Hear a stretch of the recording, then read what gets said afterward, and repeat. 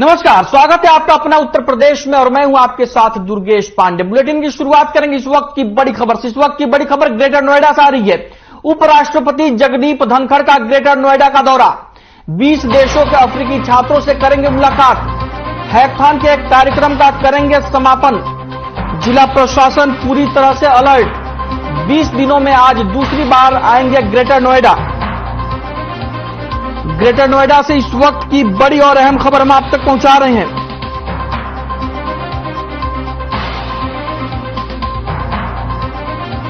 उपराष्ट्रपति जगदीप धनखड़ ग्रेटर नोएडा के दौरे पर हैं।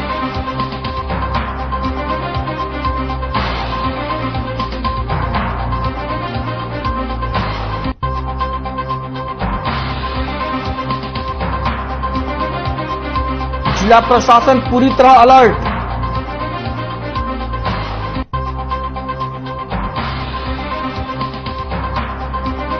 बीस देशों के अफ्रीकी छात्रों से मुलाकात करेंगे उपराष्ट्रपति। जिला प्रशासन पूरी तरह से अलर्ट।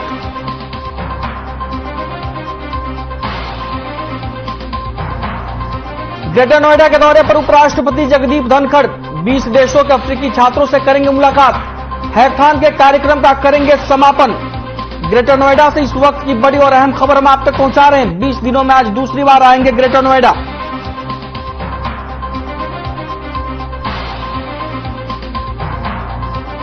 बीस देशों के अफ्रीकी छात्रों से करेंगे मुलाकात। हैकाथॉन के कार्यक्रम का करेंगे समापन।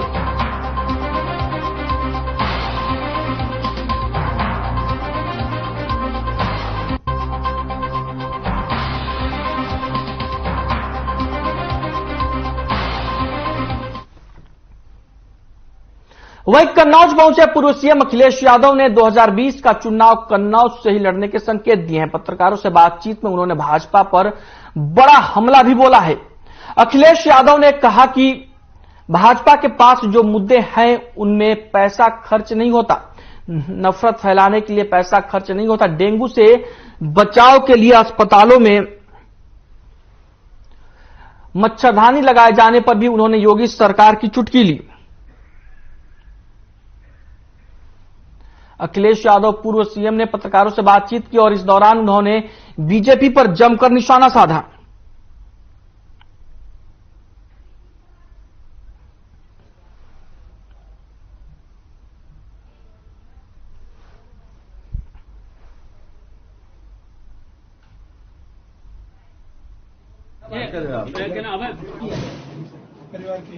हमारे तो कन्नौज 2024 में भी तो चुनाव है। 24 में तो क्या आप खुद आएंगे? क्यों, हम क्या करेंगे खाली बैठ के घर में? अरे हमारा काम ही चुनाव लड़ना है। चुनाव लड़ेंगे यहाँ पे, जहाँ पहला चुनाव लड़े वहाँ पे चुनाव लड़ेंगे। आप टिकट कन्नौज से लड़ेंगे भैया? नहीं लड़ना है, उसमें क्या रोकना है, इसमें क्या सवाल पूछना है? कन्नौज से लड़ेंगे भैया? अरे ये तो अभी तय होगी पार्टी से, तो कन्नौज खाली है तो उसमें क्या करेंगे हम? और ये एक्सप्रेस वे, ये मंडियां, ये अस्पताल, ये कहाँ जाएंगे? किसने बनाई है? अरे उसकी ईंट तक तो ठीक नहीं कर पा रहे, दवाइयां नहीं दे पा रहे। आपको सोचना चाहिए, बीमार हो जाओगे दवाई नहीं मिलेगी भैया। सदर को तो और डेंगू तुम्हें ना मच्छरदानी पहना देंगे डेंगू से बचाने के लिए भैया। सदर अरे आजम साहब साथ हैं यार भाई, क्या बात कर रहे हो आप? आ जाओ आप।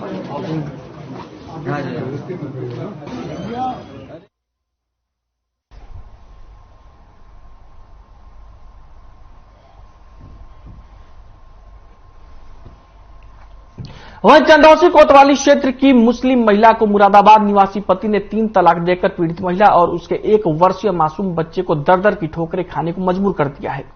पीड़ित महिला की मदद के लिए हिंदू जागरण मंच आगे आया है, जहां पर हिंदू जागरण मंच ने महिला को सुरक्षा सम्मान के लिए उसके प्रांतीय सदस्य कौशल किशोर वंदे मातरम, जिला संयोजक पप्पू इंकलाब ने संभल की चंदौसी कोतवाली पहुंचकर पीड़िता से पुलिस को शिकायती पत्र दिलवाया और पुलिस ने पीड़िता को हर संभव मदद करने का आश्वासन दिया है।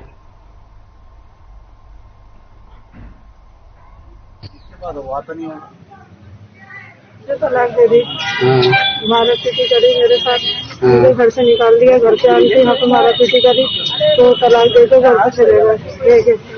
और डिमांड मांग कर रहे हैं कि मतलब पैसा दो, गाड़ी दो।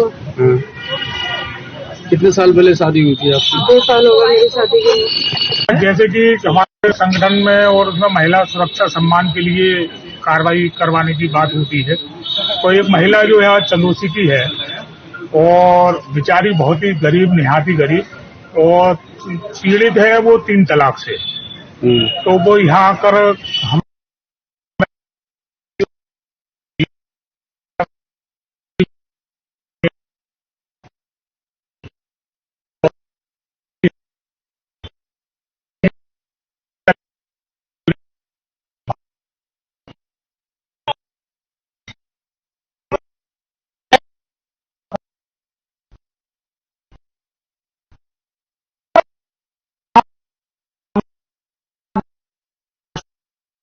राजेंद्र ठाकुर की बाईपास मार्ग पर बिजली घर के सामने कैंटीन है। गुरुवार की सुबह जब उनका बेटा कैंटीन खोलने के लिए पहुंचा तो देखा कि उसके पिता राजेंद्र ठाकुर मृत अवस्था में पड़े हैं। सिर पर चोट के गहरे निशान थे और हाथ पैर बंधे हुए हैं। घटनास्थल पर लोगों की भीड़ जमा हो गई और सूचना मिलते ही हसनपुर कोतवाली प्रभारी निरीक्षक राजेंद्र सिंह पुंडरी भारी पुलिस बल के साथ मौके पर पहुंचे। अमरोहा के एसपी आदित्य ने भी घटनास्थल का मुआयना किया और साथ ही बताया कि परिवार की तहरीर के आधार पर अग्रिम कार्रवाई की जाएगी। मामले का जल्द ही खुलासा किया जाएगा।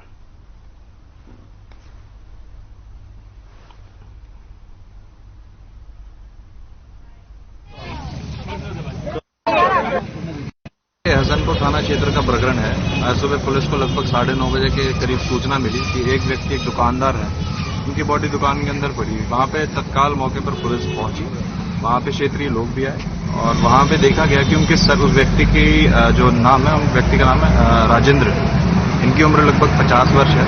ये रात में कभी कभार यहाँ दुकान में रुकते थे। इनके सर में एक चोट है। यहाँ पे मृत अवस्था में पाए गए हैं। परिवार से तहरीर प्राप्त की जा रही है। रात को 9 बजे खाना मंगाया है लड़के से खाना मंगा के फिर 10 बजे भेज दिया है।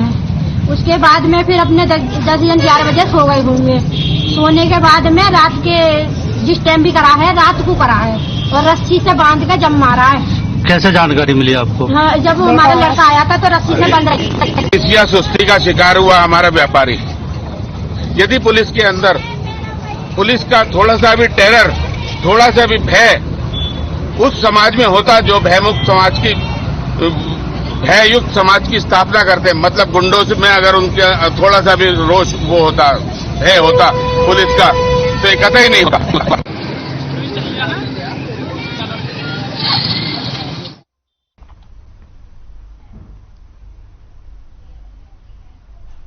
अब बात करेंगे इस वक्त की बड़ी खबर की। इस वक्त की बड़ी खबर बलरामपुर से सामने आ रही है। तेंदुए ने 10 वर्षीय बच्चे को बनाया निवाला। शौच के लिए घर से निकले बच्चे को उठा ले गया तेंदुआ। गन्ने के खेत में पड़ा मिला बच्चे का शव। गांव वालों के शोर मचाने के बाद भागा तेंदुआ।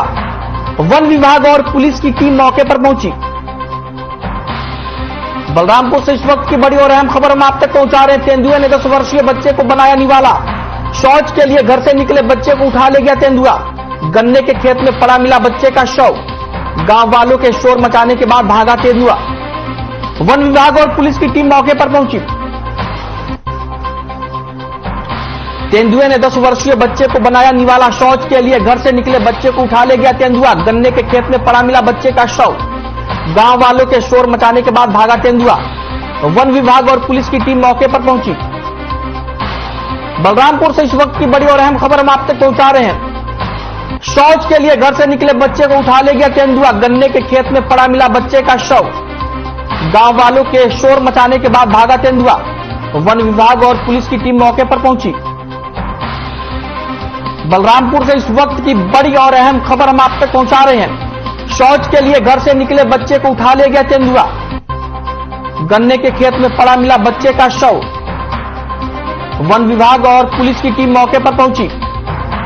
आपको बता दें कि बलरामपुर की यह खबर है जहां पर एक तेंदुए ने 10 साल के बच्चे का शिकार कर लिया। तस्वीरें आप अपनी टीवी स्क्रीन पर देख सकते हैं। बलरामपुर की यह तस्वीरें है जहां पर एक तेंदुए ने 10 साल के बच्चे को अपना निवाला बना लिया। बच्चा शौच के लिए घर से बाहर गया था, जहां तेंदुए ने उसका शिकार किया और गन्ने के खेत में बच्चे का शव पड़ा हुआ मिला। गांव वालों के शोर मचाने के बाद तेंदुआ बच्चे का शव छोड़कर भाग गया और मामले की जानकारी मिलने के बाद वन विभाग और पुलिस की टीम मौके पर पहुंची है।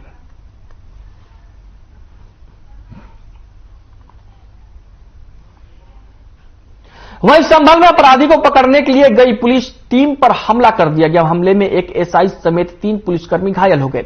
घायल पुलिसकर्मियों का संभल के जिला संयुक्त अस्पताल में मेडिकल हुआ है। पुलिस पर हमले के मुख्य आरोपी समेत 6 आरोपियों को गिरफ्तार किया गया है। पुलिस ने 3 महिलाओं समेत 10 नामजद और 15 अज्ञात के खिलाफ मुकदमा दर्ज कर कानूनी कार्रवाई शुरू कर दी है। एसपी ने पुलिस पर पथराव और गिरफ्तारी की पुष्टि की है और पूरा मामला जनपद संभल के थाना नखासा क्षेत्र के मोहल्ला दीपा सराय का है। 20 दिन पुराने मामले में धारा 307 के मुकदमे में वांछित चल रहे आरोपी रिजवान को पुलिस पकड़ने के लिए गई थी और उसी दौरान आरोपी पक्ष ने पुलिस टीम पर हमला कर दिया।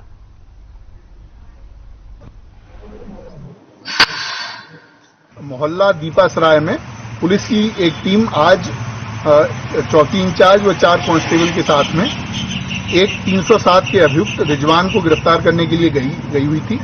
रिजवान के परिवारीजनों के द्वारा उसको वहां से भगाने का प्रयास किया गया और इस क्रम में पुलिस टीम के साथ में मुजाहमत की गई, जिसमें 3 पुलिसकर्मी घायल हुए। इनको अस्पताल इलाज के लिए भेजा गया है। इनके सामान्य चोटें हैं। इनके द्वारा इसके परिवारीजनों द्वारा पुलिस बल पर अपने छत से पथराव भी किया गया।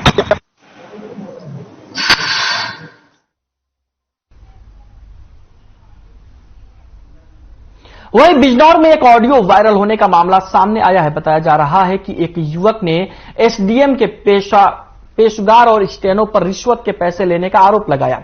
इसी मामले को लेकर तहसीलदार चांदपुर ने पीड़ित को नोटिस जारी किया, साथ ही कार्यालय बुलाकर पूरे प्रकरण के संबंध में बयान दर्ज कराया। आपको बता दें कि मोहम्मद यामीन नाम के युवक ने चांदपुर एसडीएम मांगेराम चौहान के पेशकार पर जमीन के मुकदमे को लेकर रिश्वत लेने का आरोप लगाया, जिसका ऑडियो वायरल किया गया था। वहीं पीड़ित युवक मोहम्मद यामीन ने बताया कि दूसरे पक्ष से पैसे लेकर मेरा मुकदमा खारिज कर दिया गया। साथ ही पीड़ित ने एसडीएम के पेशकार पर 18,000 रुपए का रिश्वत लेने का आरोप लगाया है। कितनी गलत बात है बताइए। कहीं शिकायत कहीं। आज मेरे बयान थे। मेरा एक मुकदमा 116 में चल रहा था, तो पेशकार साहब ने पैसे लेकर और मेरा मुकदमा खारिज कर दिया दूसरे साहब पार्टी के पैसे लेकर। मैंने कहा जो मेरे 40,000 रुपए ले रखे थे उन लोगों ने, मैंने कहा जी मेरे पैसे दे दो। उन्होंने कहा हमारे पास पैसे वैसे नहीं है। 18,000 रुपए पेशकार अरुण पेशकार के ऊपर है मेरे। मैंने कहा मेरे पैसे दो आप, तो उन्होंने कहता तुझसे लिए जाएंगे ले ले तू, मेरे पास कोई पैसा नहीं है।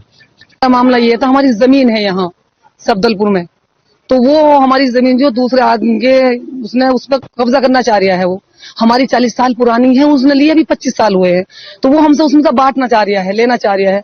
और यहाँ हमारे भाई मुकदमे के लिए जब आए तो तीनों ने मुकदमा हो गया। मुकदमा होने के बाद इन्होंने तहसील यानी कि एसडीएम ने और इनके पेशवारों ने पैसे ले लेकर हमारे भाइयों से और ये कह दिया हम तुम्हारा काम करवा देंगे तुम्हारे हक में। अब क्या हुआ, दूसरी पार्टी से पैसा लेने के बाद क्या करा उन्होंने कि उनके हक में फैसला कर दिया।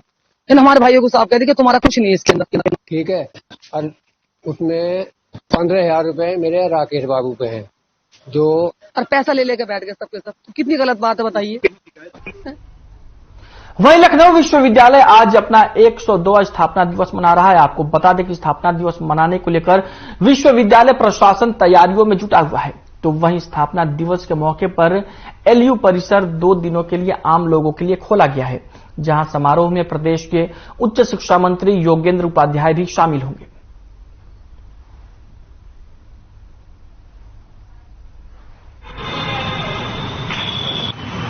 25 नवंबर 2020 को ऑनरेबल प्राइम मिनिस्टर साहब ने स्वयं हमारे स्थापना दिवस के कार्यक्रम में एक्चुअली सहभागिता की थी और यूनिवर्सिटी के क्वाड्रेंगल में एक बड़ा आयोजन हुआ था, जिसमें हम लोग 500 लोग फिजिकली वहां बैठे थे और बड़ी एलईडी स्क्रीन पे ऑनरेबल डिफेंस मिनिस्टर साहब ने भी हम लोगों को दिल्ली से ज्वाइन किया। चीफ मिनिस्टर साहब मैंने दिल्ली से ज्वाइन किया और हमारे स्टेज पर हमारे समय के ऑनरेबल डिप्टी चीफ मिनिस्टर और higher education minister, MOS higher education और यूनिवर्सिटी के पदाधिकारी सब लोग वहां उपस्थित थे, जिसमें यूप साहब ने स्वयं हम लोगों को स्थापना दिवस की शुभकामना भी दी और आगे के लिए मार्गदर्शन किया। बाकी भी वांट की लोग आए, हमारी लाइब्रेरी देखें, स्पेशली हमारा राधा कमल मुखर्जी आर्ट गैलरी जो 2020 के कॉन्वोकेशन में ऑनरेबल गवर्नर मैडम ने जिसको उद्घाटन किया था, और इसी 22 में हम लोगों ने रेयर मैन्युस्क्रिप्ट सेक्शन जो जहां हमारे पास 1000 साल से पुराने जो डॉक्यूमेंट्स हैं उनका प्रिजर्वेशन हम किस तरह से करते हैं उसको भी हम लोगों ने पब्लिक डिस्प्ले के लिए रखा है। उसके बाद यूनिवर्सिटी की साइबर लाइब्रेरी है, टॉपर्स की कॉपीज हैं, सिविल सर्विसेज की प्रिपरेशन के लिए जो अलग सेक्शन है, तो ये सारा हमारा ये कुछ चीजें जिस पर हम लोग अभी कार्य कर रहे हैं और मुझे लगता है कि काफी योजना और सिर्फ प्लानिंग ही नहीं एग्जीक्यूशन भी हमारा शुरू हो गया है। एक तो हम लोगों ने हिंदुस्तान का हाईएस्ट एक्रेडिटेशन की जो ग्रेडिंग होती है उसको एकम्प्लिश किया। बीते 2 वर्षों में ये कोशिश ये भी की गई कि 2021 में और 2022 में 20 की रेटिंग 21 में और 21 की रेटिंग 22 में जो निकली उसमें हम Times Higher Education World University Ranking में अपनी पोजीशन ले आ सके, हम क्यूएस रैंक में अपनी पोजीशन ले आ सके, यूएस एशिया में अभी आ सके। नेशनल रैंकिंग बहुत सारी एनआईआरएफ में हम पहली बार अपना स्थान रजिस्टर करा सके। अब इन रैंकिंग्स को एक तो हम पहले ये समझे कि ये हम इसको ऐसे देखते हैं कि हम डिलीट कर जो नए डिपार्टमेंट क्रिएशन होने थे, फैकल्टी क्रिएशन होना था, नए प्रोग्राम शुरू करने थे, वो ज्यादातर हो गए। Time to exhibit their potential और वो अपनी संभावनाओं को विस्तार देंगे, फॉलोड बाय डिनर। तो आप सबसे हम सबका निवेदन है कि आप उस दिन आइए, शाम 5 बजे से हमारा कार्यक्रम शुरू होना है। उस कार्यक्रम के फर्स्ट हाफ के बाद we'll have a high tea, उसके बाद एक कल्चरल प्रोग्राम। अगर आप अपने परिवार के साथ आना चाहें परिवार के साथ आइए, आपका स्वागत है, और फॉलोड बाय डिनर, खाना खा के ही जाइए। तो हम पहले ये समझें कि ये हम इसको ऐसे देखते हैं कि हम अच्छा काम कर रहे हैं, जैसे छात्र अच्छी पढ़ाई कर रहे हैं तो अच्छे नंबर पा रहे हैं, ना कि अच्छा नंबर पाने के लिए पढ़ाई कर रहे हैं। एजुकेशन में ऑनरेबल गवर्नर मैडम ने जिसको उद्घाटन किया था, और इसी 22 में हम लोगों ने रेयर मैन्युस्क्रिप्ट सेक्शन जो जहां हमारे पास 1000 साल से पुराने जो डॉक्यूमेंट्स हैं उनका प्रिजर्वेशन हम किस तरह से करते हैं उसको भी हम लोगों ने पब्लिक डिस्प्ले के लिए रखा है। उसके बाद यूनिवर्सिटी की साइबर लाइब्रेरी है, टॉपर्स की कॉपीज हैं, सिविल सर्विसेज की प्रिपरेशन के लिए जो अलग सेक्शन है, तो ये सारा हमारा रिव्यूड एंड रीवर्क्ड रीडिंग रूम है। तो इस तरह के जितने हमारे सेक्शंस हैं ये सारे सेक्शंस को हम लोगों ने खोला है। इसी के साथ साथ यूनिवर्सिटी में 6 अलग अलग म्यूजियम्स हैं अलग अलग विभागों में, तो वो म्यूजियम्स भी खोले गए हैं। वो कोऑर्डिनेशन रजिस्ट्रार साहब और कॉलेजेस के प्रिंसिपल्स के थ्रू हुआ है, इसमें टाइम शेड्यूल बना होगा।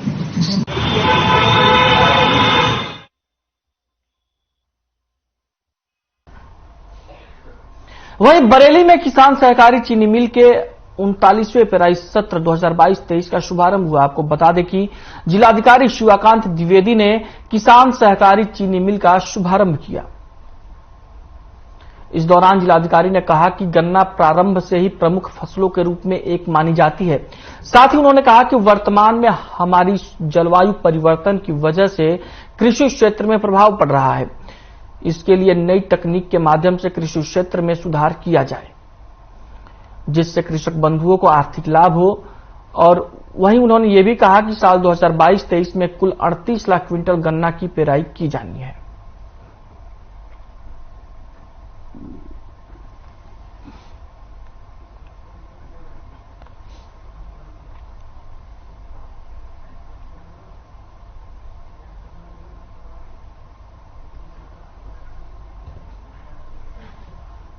खबर बिजनौर से है, जहां कांग्रेसियों ने केंद्र और प्रदेश और सरकार के खिलाफ जमकर प्रदर्शन किया।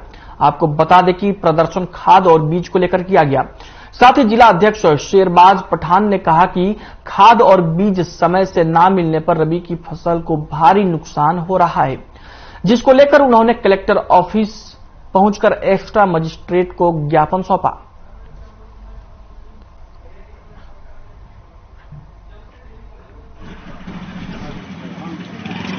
आज उत्तर प्रदेश कांग्रेस कमेटी के आह्वान पर रब्बी की फसल को लेकर के जो है हम लोग आए हैं। बड़ा चिंता का विषय है। हमारे यहाँ खरीफ और रब्बी 2 फसलें हैं और इसी पे बहुत कुछ डिपेंड है, क्योंकि हमारा क्षेत्र कृषि बहुल क्षेत्र है। तो इस चीज को देखते हम आए हैं कि किसान बहुत परेशान है। कहीं उसको खाद नहीं है, कहीं जो है वो बीज नहीं है। इसके लिए लंबी लंबी लाइनें लगानी पड़ रही हैं और किसानों को परेशानी हो रही है।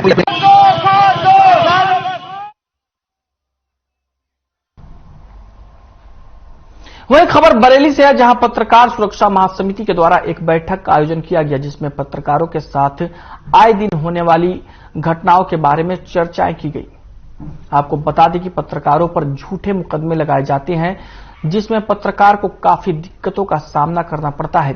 फिर भी पत्रकार अपनी जान जोखिम में डालकर जनता और देश और दुनिया तक नए समाचारों का आदान प्रदान करते हैं। इसी को लेकर मंडल अध्यक्ष रईस अहमद ने निवारण के लिए दिशा निर्देश दिए।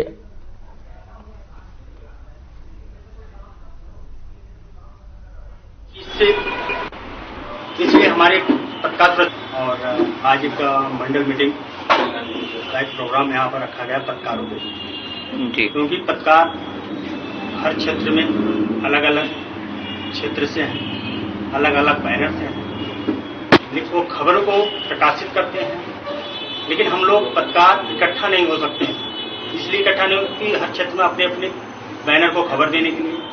तो पत्रकार सुरक्षा महासमिति जो बरेली में एक संगठन संचालित कर रही है, उसमें पत्रकार अपना एक समूह तैयार करके अपने पत्रकार हित में कार्य करने के लिए एक मीटिंग बैठक की है। इस बैठक में सबसे अहम मुद्दा चर्चा किया गया कि हर पत्रकार पर कहीं न कहीं आरोप प्रत्यारोप लगता रहता है, जिसकी जानकारी हम लोगों तक नहीं पहुंच पाती। अकेला पत्रकार उस आरोप प्रत्यारोप से जूझता रहता है। वहीं जिला जज विनोद कुमार दुबे ने जिलाधिकारी शिवाकांत त्रिवेदी के साथ कमर्शियल कोर्ट, लारा कोर्ट, चकबंदी कार्यालय और चकबंदी न्यायालय कार्यालयों के पास नए कोर्ट स्थापित करने के लिए खाली जमीन का निरीक्षण किया। निरीक्षण में यह जमीन काफी कम पाई गई। इस अवसर पर अपर जिलाधिकारी प्रशासन श्रीमती ऋतु पूनिया, अधिशासी अभियंता लोक निर्माण विभाग प्रांतीय खंड नाजिर समेत कलेक्ट्रेट के अधिकारी मौजूद रहे।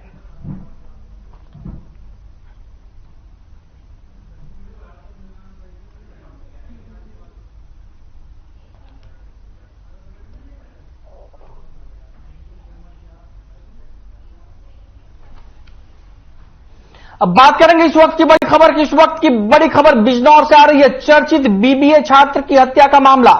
अज्ञात बदमाशों ने गोली मारकर बुधवार को की थी हत्या। मृतक के गांव में चारों तरफ पुलिस का पहरा। बिजनौर से सटे झालू का रहने वाला है मृतक। एक नामजद और एक अज्ञात के खिलाफ मामला दर्ज।